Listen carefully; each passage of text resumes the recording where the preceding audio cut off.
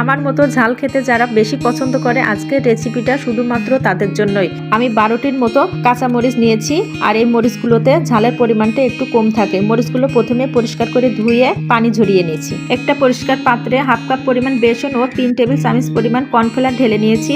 তাতে কিছু মশলা মিশিয়ে নিয়েছি। হলুদের গুঁড়া, ধনিয়ার গুঁড়া, শুকনা মরিচের গুঁড়া, ভাজা জিরা ও গরম মশলার গুঁড়া, আদা রসুনের পেস্ট, স্বাদ মতো লবণ। এবার অল্প অল্প পানি দিয়ে খুব ভালোভাবে একটা ঘন বেটার তৈরি করে নিয়েছি। চুলায় একটি প্যান বসিয়ে তাতে ভাজার জন্য পর্যাপ্ত পরিমাণ তেল ঢেলে দিয়েছি। তেলটা যে গরম হয়ে এসেছে, এবার একটা একটা করে কাঁচামরিচগুলো বেসনে ডুবিয়ে তেলের মধ্যে ছেড়ে দিয়েছি। এপাশ ওপাশ উল্টায়ে খুব ভালোভাবে ভেজে তুলে নিয়েছি। যারা ঝালটা খেতে বেশি পছন্দ করে তাদের জন্য কিন্তু এটা একটা সেরা রেসিপি। যারা ঝালের জিনিস খেতে একটু কম পছন্দ করেন তারা কিন্তু ভুলেও এই রেসিপিটা ট্রাই করেন না। আর ট্রাই করে খেলে আমার দোষ নাই। ভাত কিংবা খিচুড়ি সবকিছুর পাশে রাখতে পারেন এই রেসিপিটি। তাছাড়া মুড়ির সাথে খেতে খুবই ভালো লাগে।